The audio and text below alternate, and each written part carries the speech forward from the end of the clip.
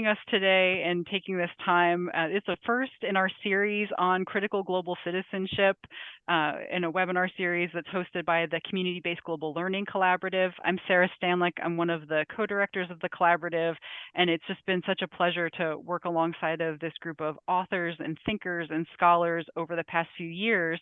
And I'll pitch our book later on, but really what I want to do is invite Jose to maybe kick us off and get started. The way that we are going to do the webinar today is I'm not going to talk much. I'm going to hand it over to our experts and our colleagues here. We'll have a little bit of grounding, a little bit of slide deck, thought and exploration of some key concepts to ground us and to understand the work of our colleagues here. And then we are going to get into some questions that the panel has prepared some answers or some thoughts to, but then we're also inviting anybody who is on the call, who is our guests and our participants, to also share any questions, any thoughts, any interesting intersections that they have from their own work in global learning. So without further ado, Jose, can I kick it over to you to start us off? Yes, thank you so much, Sarah. Thanks for putting this together. I really appreciate it. We all do. And I'm going to begin sharing the slide as I want to show. See, can everybody see it okay? Yep. And so the panel, I'm here with, we've got Gina Nunez from SDSU Imperial Valley. We've got Sirin also from UTEP. Azuri Gonzalez from UTEP will be joining us. And Sharon Welch, we're really so happy to have her helping us with this panel and hold her expertise. And of course, Sarah is moderating for us. So we're gonna do a very quick run through of some slides on the literature that we've gone through, just to give you a foundational sense of where we're coming from. And we'll then kick it over just to having a bigger conversation and address some of these key points that Sarah has prepared for us today. So we study a lot about empathy, and we think about empathy as, that concept of standing in someone else's shoes, having the ability to take the perspective of others and experience their emotions with a motivation to care about their welfare. And in particularly for this webinar today, thinking about instances of observing injustice.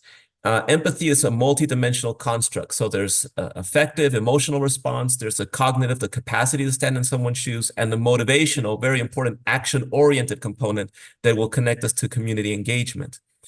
There are the different kinds of empathy that people can have. One of the aspects we talk about is reactive versus parallel. Reactive, responding to the emotional experience of another. You may not know what they've gone through. You may not have gone through it yourself, but you are reacting to it and you're trying to react in a positive way. And that's a bit different from parallel empathy, where you see someone going through something and you feel like it's something that you've been through, maybe something exactly the same or something similar. And we do research on things like, the driving while Black or driving while brown, flying while Arab in the 9/11 context, right? And so some people have been profiled in a certain way, and they have a parallel. Sometimes it's the most powerful kind of reaction you can have in empathizing with another, that you say, well, I've been through either something just like that or something similar. On the cognitive component, in the capacity to be able to put yourself in someone's shoes, there's a self-oriented perspective taking. Right? So you imagine how would you feel yourself if you were going through something like that? And then there's the other oriented perspective, imagining what another person might be going through. So important things to keep in mind. Another important thing is thinking about empathy within a moral, ethical construct. And it's not as clear-cut a thing as people might think at first glance, right? For evolutionary-wise, there's the literature talking about the in-group empathy, the natural in-group empathy with your inner close family and friends, where you try to protect each other from outside threats. And because of that, because there's this in-group versus out-group dynamic, empathy and moral values are not always synonymous.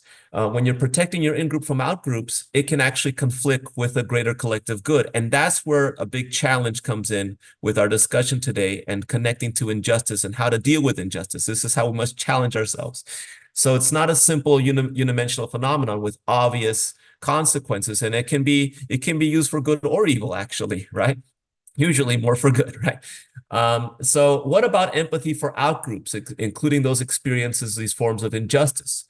Even in cases, this is very important, when you're trying to have empathy for outgroups and it comes into conflict with your own interests. And there's Sharon, Professor Welch is going to speak about some of this other research out there that's about intergroup identities and fostering intergroup cooperation, thinking about political equality, democratic principle and ethics. All of those are very important in how we actually then apply this through community engagement with people around our regions, but also in dealing with government and politics and policy. So, and here's this picture of the sit-ins that happened in the 60s, where you have these Black Americans fighting for equality, and you have whites who arrive to help and sit in with them. And what motivates a person to not only care about an outgroup that is suffering in some way and going through injustice, in this case, having condiments dumped on their head and being susceptible to violence or even being killed. What happened when some of these people saw these things happening with the sit-ins, and it got them to drive hundreds of miles in some cases to go down and sit in with these people with no benefit to them and trying to make the world a better place. And with that, I'm going to turn over to Cigdem. She's going to, Professor Sharon is going to talk about group empathy theory. Hi, everyone. So we recently published a book with Valentino and Villalobos back in 2021, where we talk about our group empathy theory.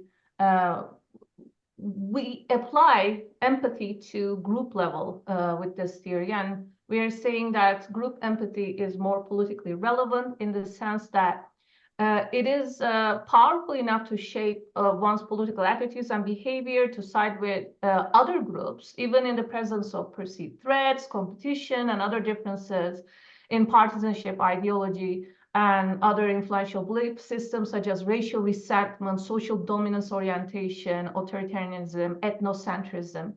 That with outgroup empathy, that people can go beyond their differences and extend support for rights and resources for those groups. And this is something that is learned early in life. Of course, some are born more empathic than others. And this also applies to empathy for other groups. But the good news is that it can always be cultivated, amplified through different life experiences. Socialization, it can be in the family, but sometimes some families may be providing environments where there is not much group empathy. But through education and eventually more intergroup contact, especially if it's quality intergroup contact, right? But also quantity is important too, that you start to further develop this particular trait, and that may eventually affect your policy preferences and partisan alliances and ideology too. With that, of course, it reduces intergroup conflict, boosts opposition to punitive policies, and elevates support for civil rights protections. That is basically the group empathy theory in a nutshell. So I don't want to take much time discussing that. So let's move to the next slide. And this is the cover of our book. We picked this because it summarizes our theory so beautifully. I think this is something that is from California, and it is a Black Lives Matter rally, and you will see that people are wearing masks, even face shields. So this happened, of course, in the wake of George Floyd's murder. That ignited Black Lives Matter protests all around the country. But something really stood out for us to pick this particular image for our cover. So I think, Gina, since it is an image from California, why don't we go to where you are right now? And maybe you tell us a little bit more about what you see in this image. So thank you very much. So this is really interesting, the way you look at this anthropologically, through a social science lens. You see cross-ethnic social solidarity. So usually, if it's a Black Lives Matter event, you would assume it's a whole bunch of African Americans coming together. But this goes beyond the race lines. You see a Mexican flag in the past. You see a state that has been historically facing xenophobia, anti-immigration policies in the late 1980s, early 1990s. So you have the compelling argument that people feel this pain and the sadness, and that they need to come together, and even putting themselves at risk. They know that they're during a pandemic, but they're coming out. And, I just really love the selection of this image for your cover. We see you, we hear you, we love you. Black Lives Matter. And it's a brown gentleman or male, or perceived male person, but you see folks walking together, walking along each other. And I think this is a great evidence of this global empathy. We understand what it is when someone of your group gets affected because our group has been targeted in the past. So for us, it's been important to promote community engagement in our scholarship. And what is this the basis for? When we encourage our students to get out of their comfort zones, get out of their classroom, and get into the community, it's not to bring in the savior philosophy, we're here to save you, but rather to seek to understand people from where they're situated. This whole idea of situated knowledge. What do they find meaningful? What is personally conflicting them? If they're living in a food desert, not having access to fresh fruit and vegetables, it might be a challenge. Not having access to transportation, the need to have accessible parks. So the different groups we work with have different needs and priorities, but it connects you to a history of a place, to the cultural dynamics of the communities, and you learn with them. Oftentimes we look at our community partners as co-educators, co-teachers, co-mentors. And in pitching this idea to our students that they should engage themselves in community, we let them know you're developing this really important muscle, right? Empathy as a social skill, empathy as a social muscle. So you're getting outside of your life, especially in a high-tech society. We just think about us, and how others are perceiving us. But when we develop this disposition to put ourselves in someone else's space, someone else's shoes, you're now developing this this dispositional empathy, right? So we're developing our empathy muscles through these community experiences, and we certainly encourage many of them. One community organization might not give you a lot of these experiences, but another experience might put you in the shoes of what it is to be an older adult and still trying to be visible in your community. So there could be quality and quantity of contact, and I think there could be both, right? That the more you're exposed to these different communities, the more experiences you have for developing awareness and empathy of other people's realities. So we have this empathic global citizenship model, and this approach combines the benefit of learning and stimulating empathy in the classroom and outside of the classroom in real world applications. So this simultaneously teaches our students this global citizenship perspective, because you have to get out of your comfort zone to engage with people that are not always like you, and to apply a critical lens for understanding their role and why they're in our community, right? So how do we help the underserved populations who are facing social challenges and political disparities? By walking with them. And I really love this. There's an indigenous concept of accompanying someone, acompañamiento. We're accompanying them. And in that space, we're sharing these experiences, these stories, and these struggles. The previous literature on global citizenship focused largely on teaching that places one's obligation to justice, right? I have to do something in a historical context while eschewing emotion. So teaching students to avoid feeling pity for those who are learning about and serving in the community, instead of facing the reality that folks are really living political disparities, right? That they're based on where they're located, that they historically, there's structural inequalities that they face. But students can also struggle to relate. Sometimes they'll say, well, this is not my community. I'm just a student and I have to leave this reality and go back to my reality. But, you're no longer, once you've been embedded in that space, you're no longer the same person anymore. You carry those stories, those observations, those experiences, and those interactions with you. There is a transformative process because you have been there, right? And so we argue that emotions can be additive, right? That we argue that instead that emotions can be additive, and that empathy in particular serves as a positive motivational vehicle for learning, better understanding, and feeling with others. And I think this is important. Many of our students don't want to feel uncomfortable. They don't want to feel like, what if they don't like me? What if they make fun of me? And that's certainly happened, right? When students are very much made aware of their privilege. But then they have to sit with that and say, okay, here I have the privilege to speak the English language or to have access to technology. What can I use with my skills, right? Or I have mobility. I can do something. So I can stand with someone. I can stand up against hate. I can't afford to just stay quiet and live in fear. I can go serve a meal to migrants and refugees. There's one thing, I might not agree with my country's policies, but there's something I can do. And there's human agency and transformation in that process and that awareness. You want to go ahead? So we have this framework we published in 2022. It's a novel way to foster empathic global citizenship to maximize the benefits of critical community engagement. And I like that critical. We have critical ethnography, right? It's not just doing ethnography for the sake of collecting data or helicoptering into a community. But when we're critically engaging communities, we're thinking, what are people's needs? What are their plights? What are their concerns? How are these social issues historically rooted or embedded in policies that have redlined neighborhoods, right, and excluded them from the benefits of the rest of the society?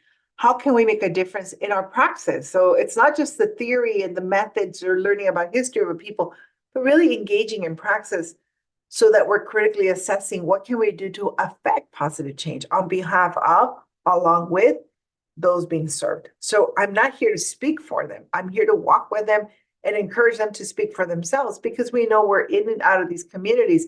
Some of us temporarily, some of us have worked in these communities for decades. But at the same time, we're not here to provide a savior philosophy, but I will walk with you, and together we can do more to transform the situations that we're critically examining and critiquing. And now I think we're ready for our conversation and our discussion.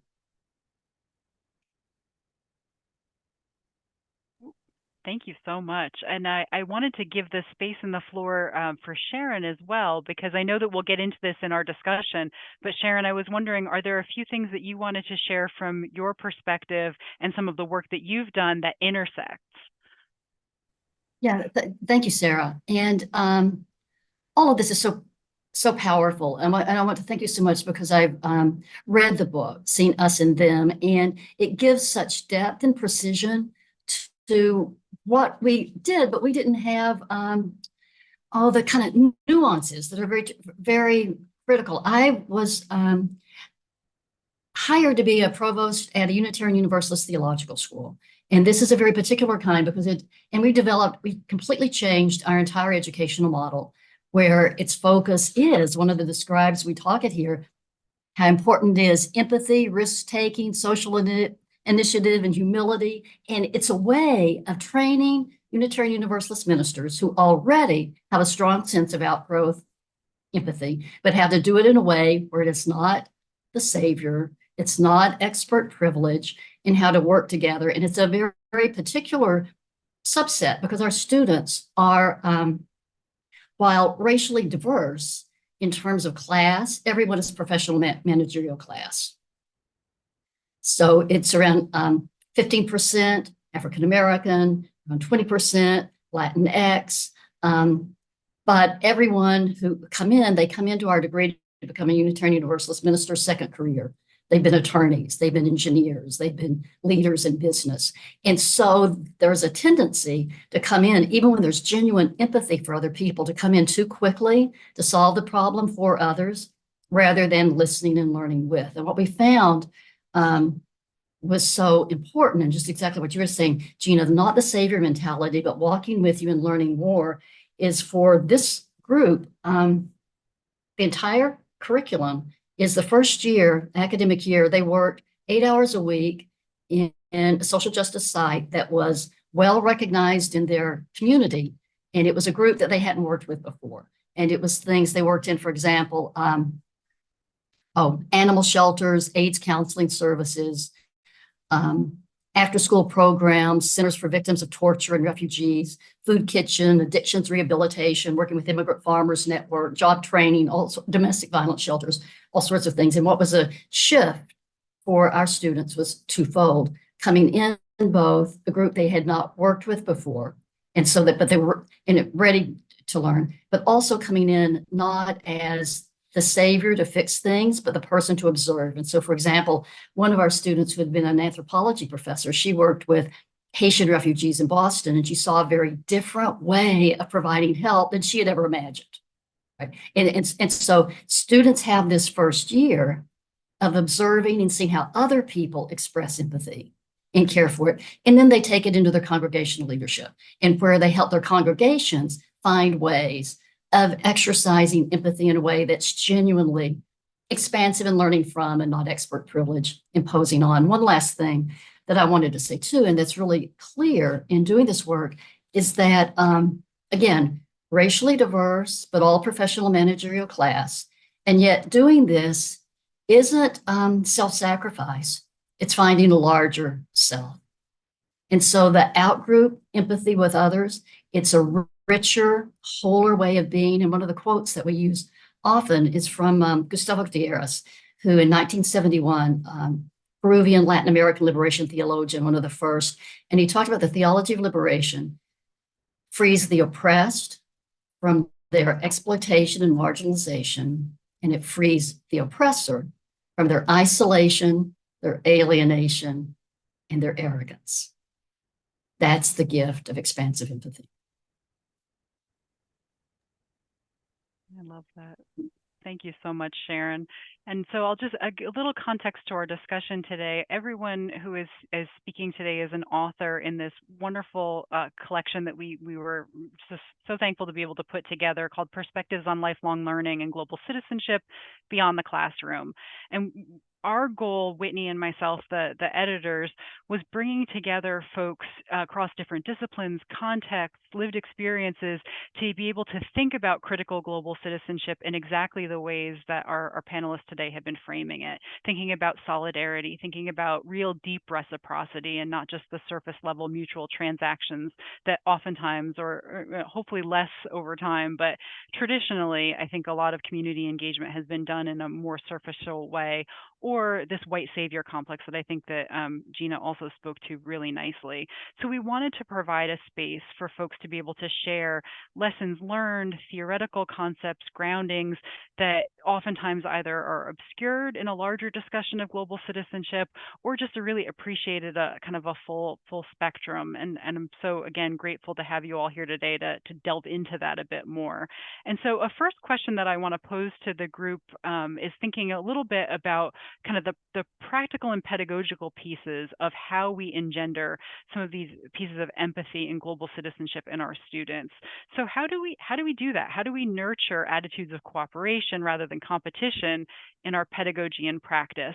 And what really is that role of community-based global learning in developing empathy? And I wonder if I can open that up to the group, and who feels like they want to take a crack at that.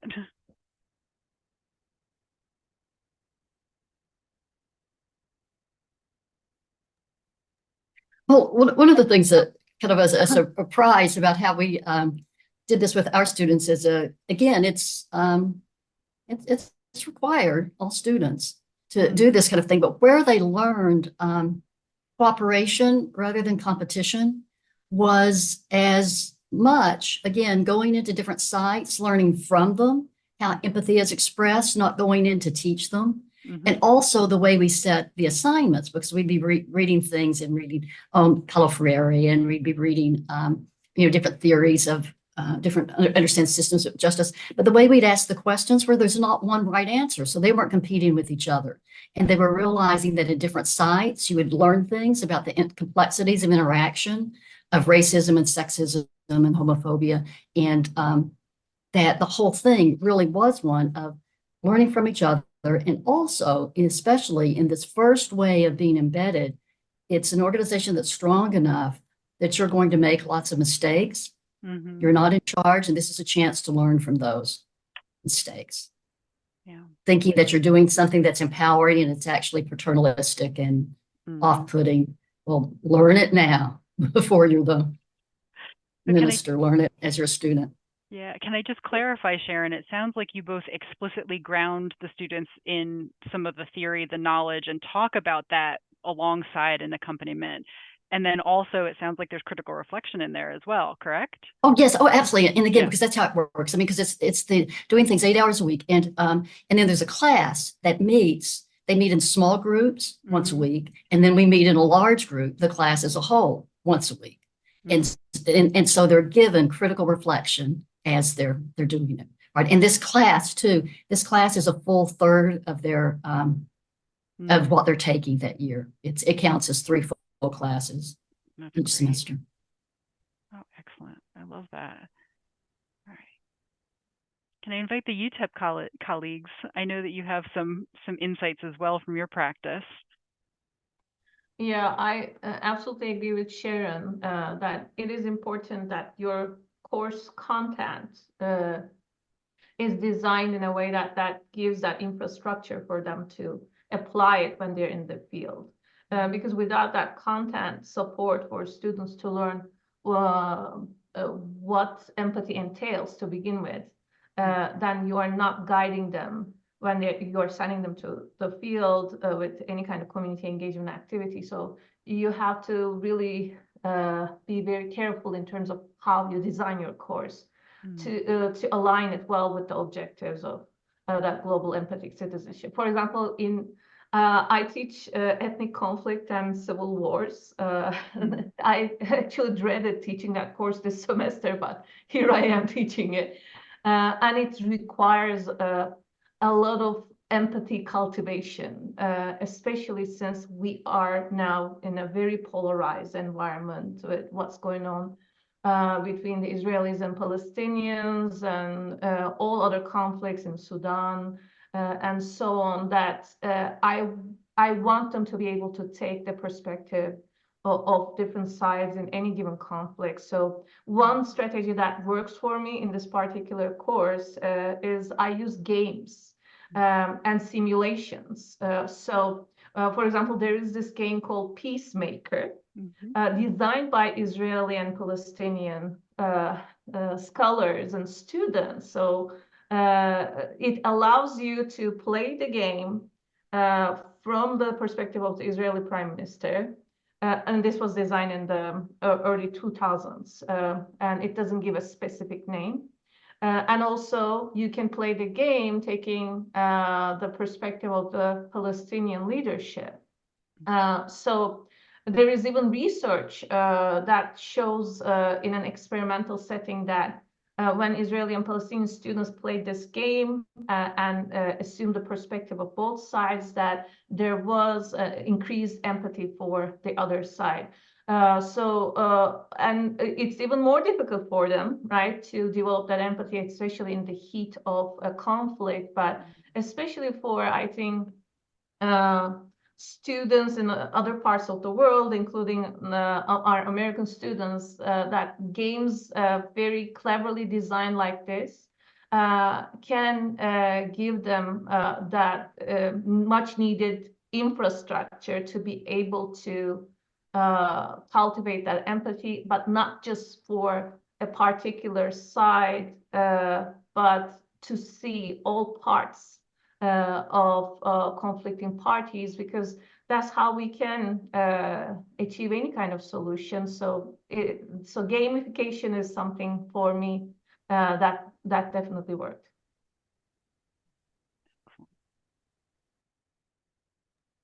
You know, I use a short YouTube video, and it's an animation of how the brain can empathize.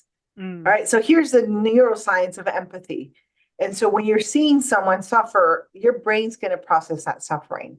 It might feel uncomfortable, but cognitively, we are created to be able to empathize. And I always share that with them because then they're like, oh, okay, so that's why I'm feeling this because I'm, and sometimes people can get really animated. I want to go do everything. And then the semester's over. Okay, the semester's over. Another topic, another class. And what I've learned for a lot of students is that when people have cared for them, it's no longer a semester commitment. It's like I care for them, they care for me. I have a community here. There's a seat at the table for me. There was a student who was raised in foster care and he was Korean, but the elders would refer to him as Chinese. Chino, sit here, Chino. He's like, I'm not Chinese, I'm Korean. But when they're inviting him to sit down, they had already saved him a plate so that he can eat with them. And then he realized, he says, it was when I read his final paper, he says, I didn't grow up with a father or grandfather. And this tribe of men took me in. They called me Chino. I was Korean, but they fed me. And we sat together and we shared stories.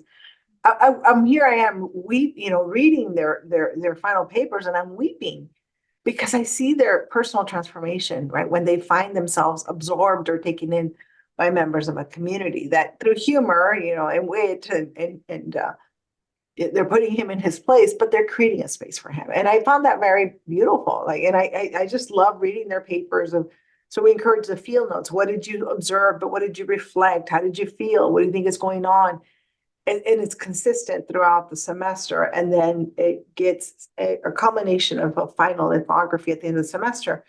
But what you realize is how many of the students will end up working in social services or will become attorneys or will become advocates, social workers, educators, because they know they've got it in them to care for others and to be cared for and to have this as their skill set. Empathy is a skill set. You need that too in a transactional society where it's give me and I give you. And I think we're involved in that every day. But what happens when you can go to a community center and someone will recognize you because you have been there and you gave up yourself?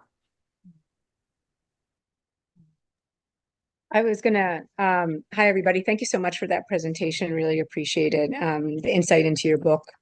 I just wanted to add sort of similarly to what Gina was talking about what I was gonna add to your question, Sarah, in terms of collaboration versus competition and how do we sort of ingrain some of those skills as well that I think leads to empathy. And I think you sort of touch on it, Gina, but like the physicality, I guess, of activities that we do together. And so I work for Azuri, which is a community-based global learning service provider. And so we work with community partners around the world in running community-based programming with students. And I would say that I have found in my own experience that, empathy, you can work on empathy and you can move from sort of competition more to collaboration when you actually do physical work together, especially when it's work that might feel uncomfortable to a lot of students. And so they're learning to use tools together. They're learning to kind of maybe look dumb at times, look silly at times because they fumble and it's not sort of natural movements. And I think that oftentimes that's missing in a lot of people's lives is being physical. And not only does it get us to be more empathetic to people's lived experiences, to the people that they're engaging with, but I also think when we're physical together, we often have to lean in on one another more to get things done. So I think that that's just like a nice way to get students start touching those ideas around collaboration versus competition because it is so tangible. You can feel it, like you notice it in the moment, and it's pretty easy to reflect on afterwards. So just wanted to share that. Thank you. No, thank you so much, BB. And you're speaking to as well, like there's the physical where you could also make mistakes or it's very obvious and to everybody around you when those mistakes or mishaps are happening when it's physical. So there's like that humility that gets engendered within. And I think about students that we did theater games in Peru with a wonderful local theater company, and just the ability to be silly and uncomfortable together and break down those walls. It really does have a lasting visceral impact on the students. So I appreciate that example. And it leads very nicely into my next question about experiential learning learning, and even we're in classroom learning as well. How are you all perceiving it influencing long-term behavior, attitudes, or actions? I'm hearing things about careers. I'm hearing things about just the personal feelings of well-being and belonging in community. What are you seeing as some of those impacts?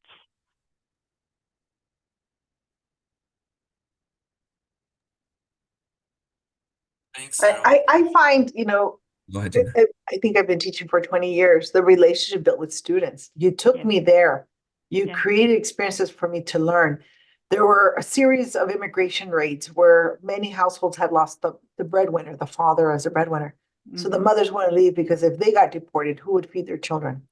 And I gathered an urban anthropology class, sociology class, and I said, we're going to go out there, but let's, social worker made me aware of these 4 families. I said, but we have to help with our hurting. So we're going to put all our donations in the parking lot of a clinic, and then 2 vehicles at a time will donate to one household, 2 vehicles, the whatever food or whatever we were to gather. Some students gathered play equipment. And a student had gathered her father's closet. He's like, you don't need this. And she just gathered it, right? She didn't ask for permission. Later on, I met the father, but that student is now an attorney. I went to her wedding, her baby shower. When I parted the university, this is the student that gifted me a beautiful farewell party.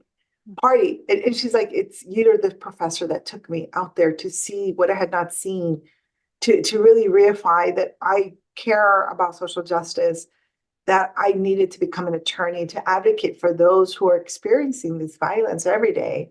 And she's working with the schools and the kids and has done corporate, but you have to find your way. And I think it's walking with them, taking them to these spaces so they can see it for themselves. They can read about the impacts of immigration rates and the literature and the news, but it's not when you see the faces of the children. A student heard a kid say, Mom, today we will eat. There's food. Today we will eat. That student, by the time that student turned around, was walking down the stairs, was already crying. And she's like, don't start crying, Dr. Nunez, don't start crying. I said, no, I can't create these spaces, right? I can bring you to them. And then together we can do more, because there's only so much I can do alone. But with our students, and now you multiply that for, multiple classes per semester, per year, over decades. Look at the ripple effect we're having on our students who will now carry those experiences with them and their social consciousness and in their professional roles and their philanthropy, what they do, and how they're engaging others. I'm no longer there, but I'm okay because my students are there, because they're now leaders, because they're now paying it forward and they're multiplying this empathic citizenship, right, in everything they do moving forward. It's really powerful. And shaping the expectations of what it means to be in community and in learning community in higher education. And if that can ripple out to change our systems to be more spaces of belonging and connection across those roles, I think that's a beautiful impact of the work that we do. I think, Jose, did you have something as well?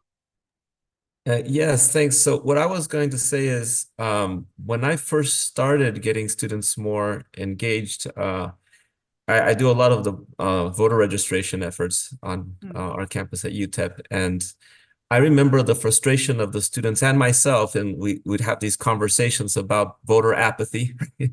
And, you can always have that great in-classroom conversation and, hypothesize about ways to combat voter apathy. And you can't help but start to feel some apathy yourself because it's, so like this is this conversation that, is just pie in the sky kind of thing, but you don't feel like you really have done more than talk. So Azuri Gonzalez was the director of the CCE, our Center for Community Engagement back then. And we had this conversation and started a turbo vote project for the very next semester. To get the students into groups to go out and actually do voter registration across campus. That was my first main serious foray into doing some kind of engaged experiential learning. And then that is what leads to just to think about students, especially right now with how divisive and how negative everything is in the media and with some of these political leaders that are doing the divide and conquer and all that it's very hard for them to come into a political science classroom like the ones that I teach, right? and find the optimism and find the hope, except for when they do this kind of experiential learning. It really it gives them a chance to get out there and do something. And like Bibi was saying, we talk about in our chapter that we don't want to overcoach the students either. We want to give them some basic training. We want to introduce them to the literature, but not give away too much, right? Not give away the whole movie, right? So we let them go out and start doing things so that they feel comfortable enough, but also to experience, positive and make mistakes. And then the reflection aspect, which our CCE at UTEP has always encouraged the faculty to do a lot of reflection. Go back in the classroom, talk about it, talk about your approaches, talk about your different experiences. And then that's really the only way I've found that is truly useful to getting students to feel that they can do something, that they can be a part of actual social transformation, not just a, transformative discussion, right? And I know, Sharon has a great book that I read recently too, since she was so nice about our work. Her After the Process Are Heard, about, engagement and social transformation. And I think about, people like, the story of Barack Obama and being a community organizer and getting into politics. And we see our students who, a lot of them, because they're able to do these activities outside of class, the program that we're running right now here at UTEP is the community engagement and leadership. And the L, I always say the L is so important because it's skill building, it's teamwork, it's interpersonal and communication skills. Now that Vanessa is leading this program, continuing it on, it's been successful because we've been able to promote and help our students to get more career opportunities. They're more better qualified this way. They do better in their job interviews when they talk about the things that they've done outside of the classroom to actually accomplish goals and make a difference. And then the students I think they make better choices in their careers in a way that is more of a rewarding career, where they just leave the university, not just as lifelong learners, but also lifelong being committed to their communities. So, and that is what makes all of us that teach this stuff, I think, also it's the reward for us, right? It's not just inputting the grades, but we're feeling like, and that our students are graduating and hopefully getting a job in this tough economy, but we're getting more. I realize that my letter writing has changed to where I'm really talking about student skills more than just student grades and experiences. And that when I hear back from my students that have gone out and done things, that they're working on campaigns, or we had a student that's now got the directorship for one of the immigrant rights nonprofits. And I'm like, wow, they're really getting to do more and have more opportunities through these experiences. So it really comes full circle. Thank you. One thing I'd like to add, and it was a surprise. So experiential, long-term behavior attitude. One of the things that we did, which was as important for our students and has a long-term effect, is not only heightening empathy of working with other people, but heightening empathy for the ecosystem. I was so lucky when I was at the University of Missouri. I was able to teach for 15 years with Carol Lee Sanchez, who's from Laguna Pueblo. And in one of her works, she doesn't teach any particular at all rituals or ceremonies from Laguna tradition, but she teaches a principle of twofold of kind of having an empathy. And one is her basic thing is, indigenous people quite often are better with nature, but it's not because they didn't make mistakes, because they don't deny the mistakes. They tell the stories of them.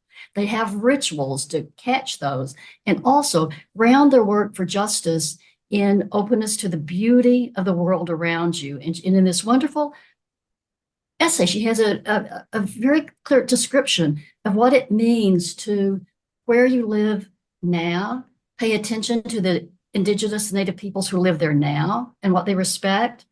And if they don't, the history of what was, but making part of your daily experience, beauty walks where you see and you feel and you hear the birds, the bugs, the air, the gratitude. And again, here's a quote. It says, approach each day in a sacred manner and with a healthy sense of humor, paying attention to the wonders of the natural world. And what we, and I've sent this essay, and if you would like it to Sarah, you can have it. It's animal, vegetable, and mineral. And first she describes that. And what we found for people, like when you were talking, Jose, when you're frustrated, there's just continual apathy, or the pain you're experiencing and kind of suffering. Again, the story of saying this child saying, mother, we get to eat, where's food? That somehow to actually be in the wonder and complexity of nature provides a kind of healing and resilience that keeps people working. And so most of our students, that's become part of how they live. And that's also a gift they give to the communities they work with, is how do we walk in beauty? And another person who describes that well is, of course, Robin Kimmerer, Braiding Sweetgrass. How we live with empathy for the larger world and how that sustains us in our social justice work. And empathy for ecosystems, which is often we're so human focused that we miss some of that nuance and thought and appreciation for nature in a way. And I'm very grateful that you bring that to our attention, Sharon. And that and that relates back to what you were saying, BB, too. Is like one of our students, I know who, like doing physical work together. Some of the most empowering things were after school programs and were community gardens. I mean, doing that, you make mistakes and you need each other. Mm-hmm. And that provides a real source of belonging to other groups, but belonging to the ecosystem in a way that's respectful and regenerative.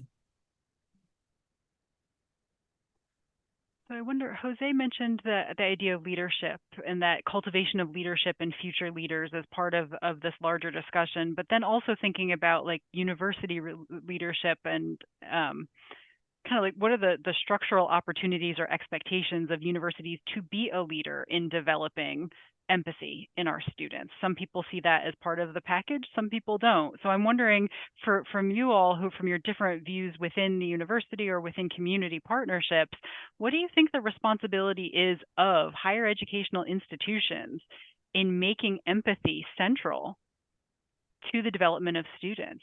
What is our role? I think a lot of times it has to do with understanding our students and understanding the communities and meeting them where they're at. Mm-hmm. You have to start there, right? That we're not insulated entities. We're many times embedded in the hearts of community, and these are the students we're recruiting. I was in a really interesting space once where there was university and community college presidents in the room, and the community college president said, when rich kids do something wrong, they have to do service. But they see service as a punishment. And I said, in our campuses, these are working class, working poor students. They see service as an obligation to give back to their communities that have given them something, right? And I thought about that, a penalty versus a privilege or an obligation. And I think, it's not that empathy and engagement are penalties or add-ons that, some of our faculty will say, I just can't do one more thing. But when you think about integration, when you think about wholeness, that what we do when we do research, teaching, and service integrates engagement, integrates learning with and about community, walking with them, rather than exploiting people and building careers on their knowledge. But when we start co-authoring, so Azuri Gonzalez and I have an edited book on community engagement as a high impact practice. And we co-authored with our community partners and a student, right? So, and then here's a note for students, here's a note for faculty, here's a note for community, and here's an example or a tool you can use. Here's a contract on how to create contracts if you do internships. There are contracts. You don't just send them, to a community setting and expect people to do everything for you. No, there's a contract. Here are the obligations, here are the expectations.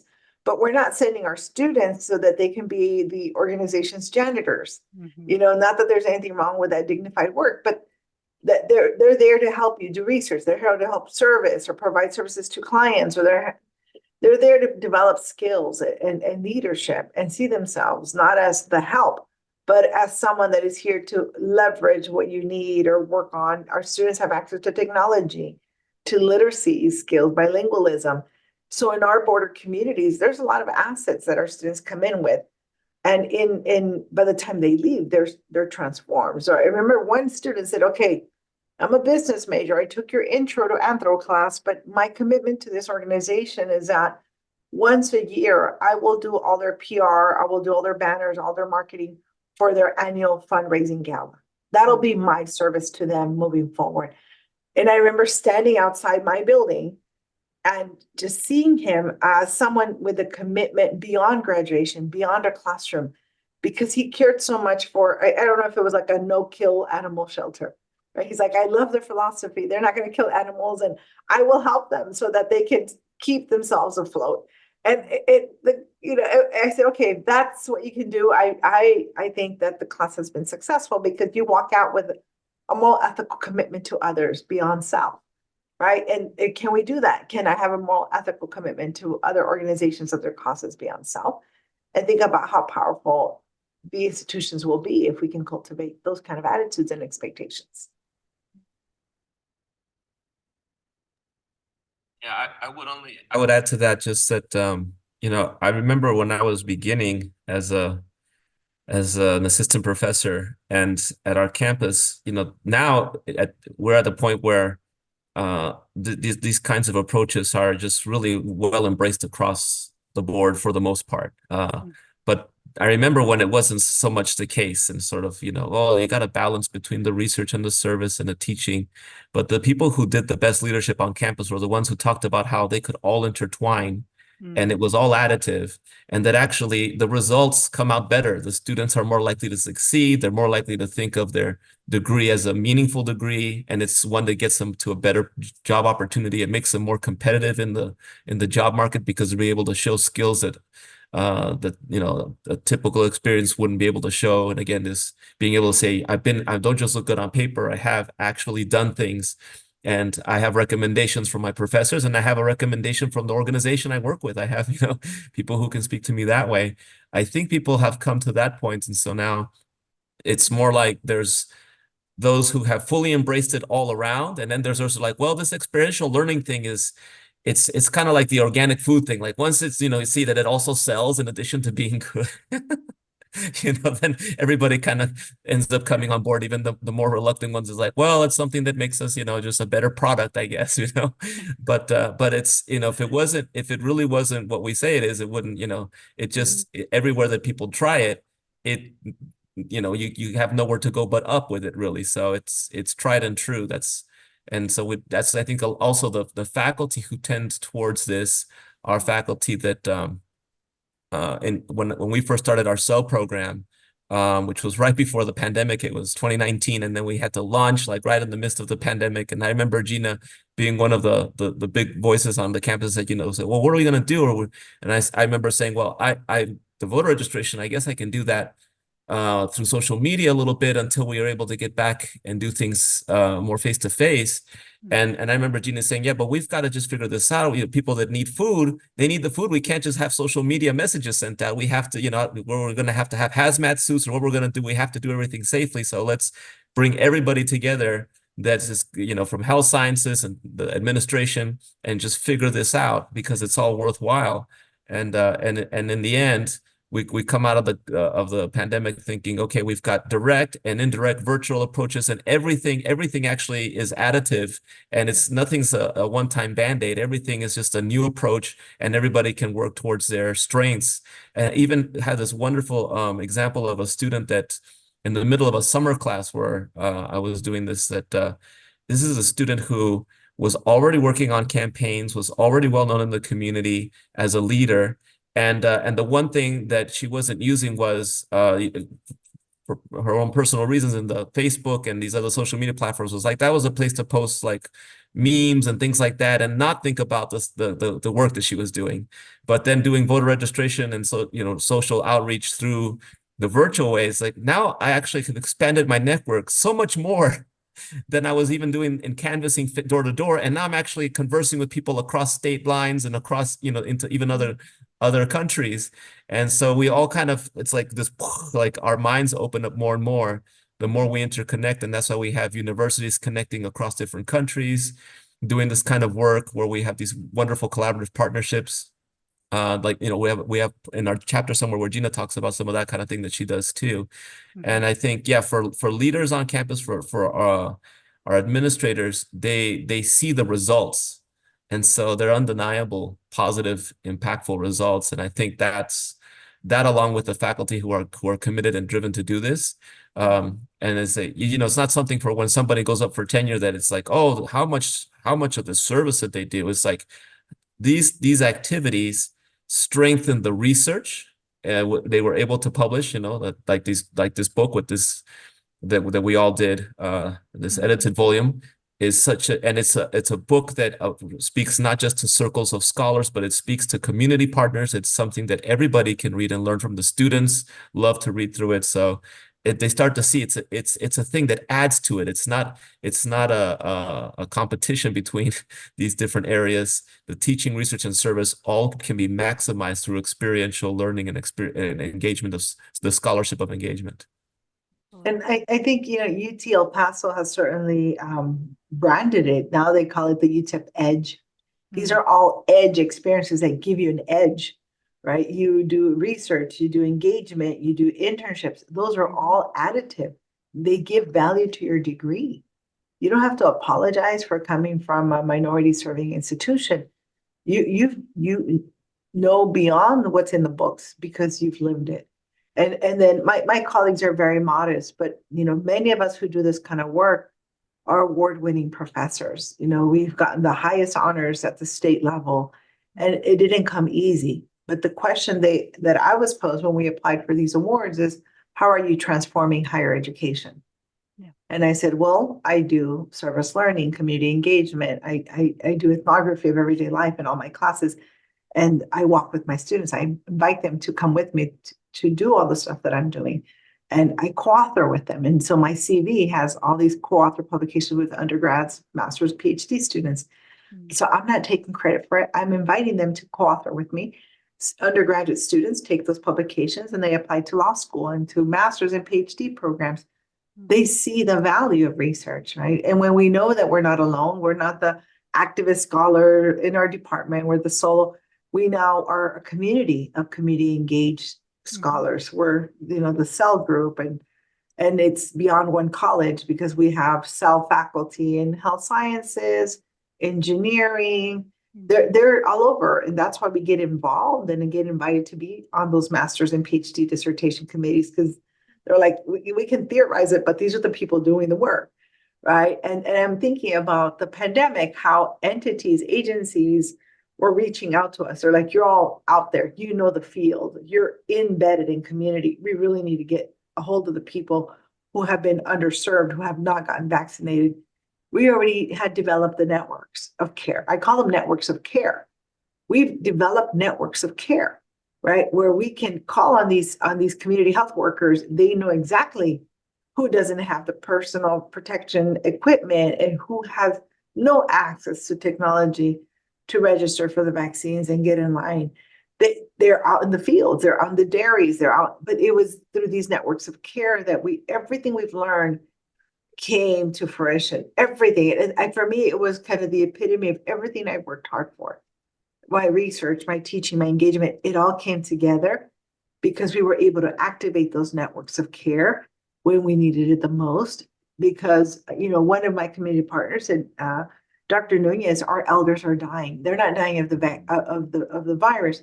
They're dying of social isolation. And I said, oh, well, you need to address that. We need to go on the air, right? My friend runs this program and she has access to hundreds of senior citizens through this public television program that is being recorded at the community college. Let me give her a call, right? So it's all of us, because we have been there, because we see the impacts of any crisis happening and affecting certain members of our community. We're able to activate those networks of care, and together we can do so much more. And it's so beyond the classroom. This is no longer embedded in one class. It's now institutions, calling on other institutions, nonprofits, government. It's so many people now connecting because we have so much work to do and so much need in our community. Absolutely. What I'm hearing is the care that this work is kind of engendering an ethic of care, of criticality, and of cooperation. And so those pieces, if we are developing that next generation of leaders, of civic engagers, of global citizens, we're well poised to make that type of systemic change that you're talking about. And I'm recognizing I only asked for an hour of your time, so I really want to be honoring that. Before we go, any final hopes or things that you didn't get to share on the webinar that you had hoped to in this time period together? I want to open the floor to final thoughts.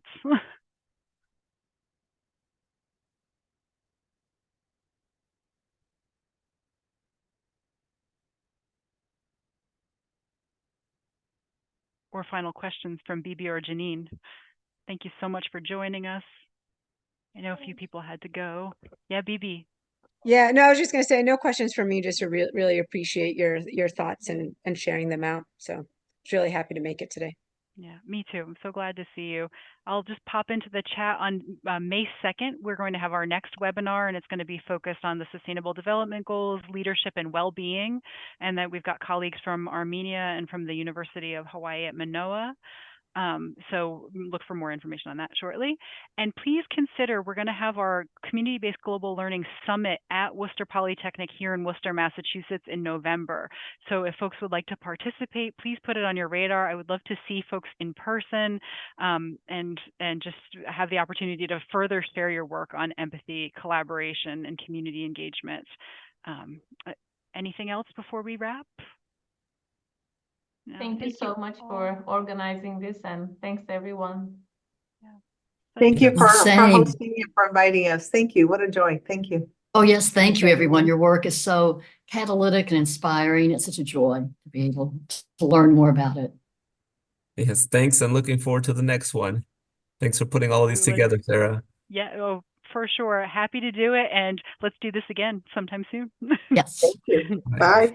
Bye, everyone. Bye. Thank you. Thank you, Bye. friends. Bye-bye. Bye-bye.